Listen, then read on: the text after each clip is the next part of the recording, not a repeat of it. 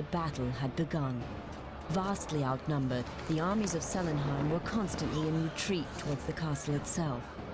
Vatar's hordes crossed the rift, smashed through the defenses and pursued them. It seemed hopeless, but the death of the ancient demon came as a miracle. Echoing through the mountains and out over the fields, the sound of his final agony reached the ears of Enclavers and Outlanders alike.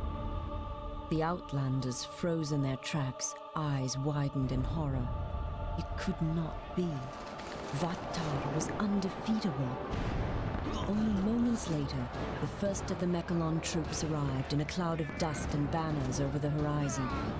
Mercilessly, they'd crashed into the confused Dragatar horde's rear and flanks. With a new boost of morale, the soldiers of Selenheim cried out their allegiance to their queen and valiantly took up arms once more. Without their leader and surrounded, Vatar's horde was quickly diminished and soon annihilated. History would not be allowed to repeat itself.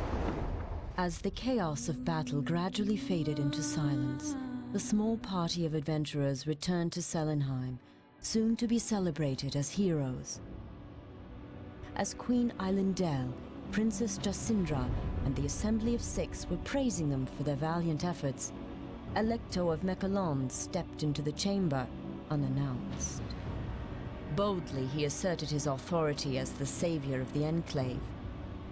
Angered by such arrogance, the Queen and her council were quick to voice their protests, and soon they seemed to be on the brink of a new war.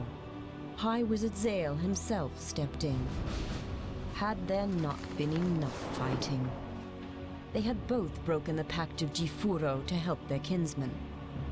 Wearily, he urged them to come to peace. But Electo refused. Breaking the pact would no longer be tolerated. He declared that he would conquer the Outlands and try to restore the magic to them. And the people of Selenheim would learn their place as infidels for their past sins. Would the people of Mechalon succeed in conquering the remaining Dragatar and restore magic and peace to the soil? Or would they become like the enemy that had just been defeated? Only time would tell.